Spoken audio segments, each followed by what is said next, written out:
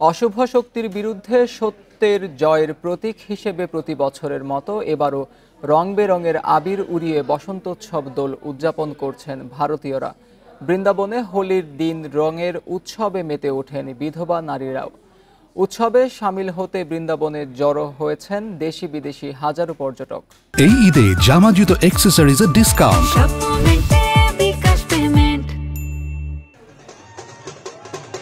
সনাতন ধর্মাবলম্বীদের সবচেয়ে রঙিন উৎসব হোলি।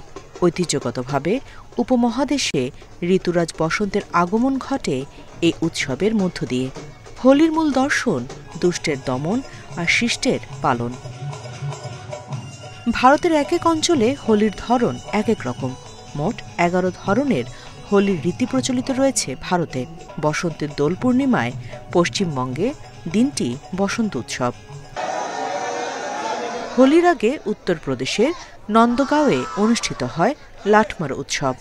কথিত রয়েছে নন্দগাঁও থেকে বারসানায় গিয়ে রঙের উৎসবে মেতেছিলেন স্বয়ং ভগবান শ্রীকৃষ্ণ।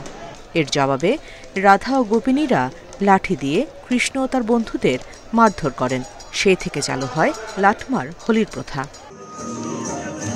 বৃন্দাবনে হোলির দিন রঙিন হয়ে ওঠেন বিধবা নারীরাও। রক্ষণশীল সমাজে বিধবাদের জন্য রঙিন কাপড় নিষিদ্ধ। সাদা কাপড় পরতে বাধ্য তারা।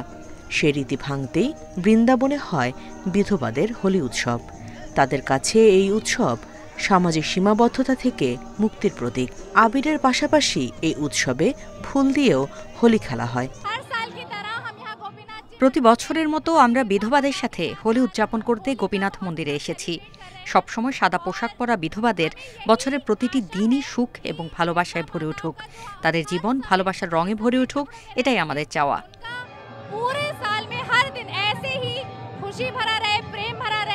বৈষ্ণব বিশ্বাস মতে ফাল্গুনী পূর্ণিমা বা দোল পূর্ণিমার দিন বৃন্দাবনে শ্রীকৃষ্ণ আবির ও গুলাল নিয়ে রাধা ও অন্যান্য গোপীদের সাথে রং খেলায় মেতেছিলেন। সে থেকেই দোল খেলার শুরু। আবার ফাল্গুনী পূর্ণিমা তিথিতেই চৈতন্য মহাপ্রভুর জন্ম বলে একে গৌর পূর্ণিমা নামেও বর্ণনা করা হয়। Nusrat Serin, independent news.